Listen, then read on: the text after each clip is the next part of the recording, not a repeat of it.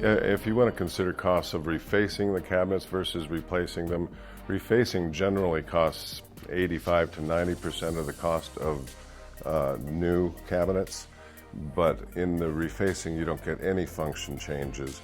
You get the outdated colors typically, and even an outdated layout. I've worked with clients where I walked into the house, they said, here's my bid to reface it. Great. I look at that quote and I'm like, wow, $30,000 to just reface these cabinets. I'm like, well, let me show you something. Let's look at replacing those cabinets. I've gone in with bids that were half that price to bring in brand new cabinetry with the new hardware, the new hinges. You're changing the function and changing from an 80s layout to a current layout where you're taking out a peninsula and putting in an island. Some of those things are significant, and outdated cabinets both in color and function.